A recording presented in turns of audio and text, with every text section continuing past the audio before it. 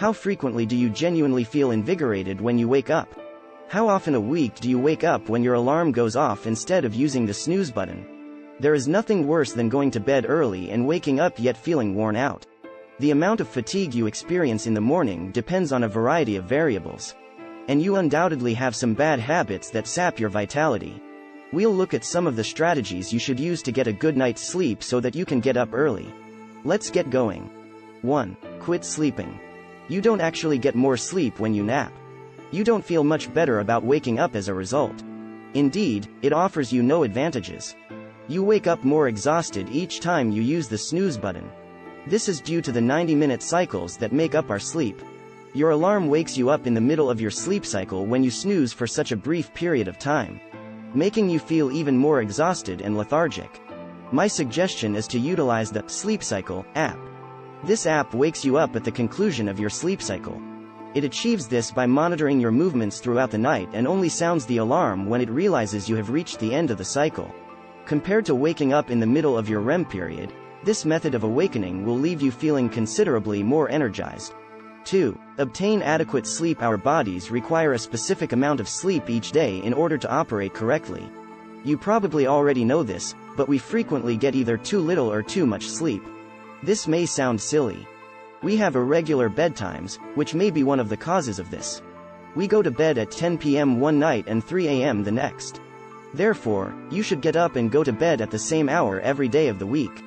By doing this, you train your body to wake up naturally at the conclusion of each sleep cycle every day. Also, the quantity of sleep needed by each individual to feel energized varies. 3. Put yourself to bed at the same time each night for a week to determine how many hours you personally require to wake up feeling rested. Without setting an alarm, get out of bed and jot down how long you slept each night. You should be able to determine how many hours you require to get up and have a productive day at the end of the week.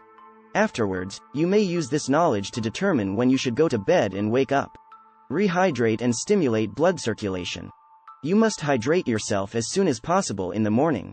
You'll become naturally dehydrated after 6 to 8 hours without drinking, and dehydration makes you feel tired. I put a glass of water on my bedside every single day before I go to sleep. In this manner, the water will be ready for me when I awaken. To restore the water you lost while you were sleeping, the goal is to rehydrate your body and mind as quickly as possible. People frequently need more water, not more coffee, when they are feeling fatigued, whether it is in the morning or the afternoon.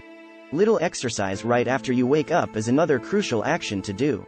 Your energy levels will increase with any physical activity that increases your heart rate and blood flow. Contrary to popular belief, regular exercise really helps your body produce energy rather than making you fatigued, according to studies. Even if you feel too exhausted to accomplish anything, stand up and move about the room. In a few minutes, you'll notice that you have more energy than you did before. It is not necessary to perform an intense activity. There is no requirement to run a marathon before breakfast.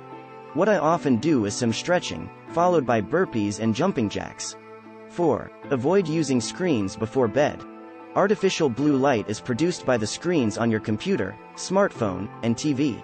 Artificial light in the evening is problematic because it confuses your body into believing that it is daytime. Your body naturally creates melatonin, a sleep hormone, as the day grows darker outside. When artificial light prevents the body from producing melatonin, it can seriously disrupt sleep since your body is unable to tell your cells that it is time for bed. You should avoid gazing at screens for at least 2 hours before night because of this. Since you need to wake up early, if you're viewing this video on your phone at 2 a.m., well, tomorrow you should put this advice into practice and perhaps swap your phone for a good book. Yet, you won't use any devices before night if you're committed to resolving your fatigue issue. I'm hoping today taught you something new. I've been using all of these suggestions for a while, and they really do help. Post your additional tried and true remedies in the comments section below if you'd like to share them. Together, we can improve upon yesterday. Thanks for watching.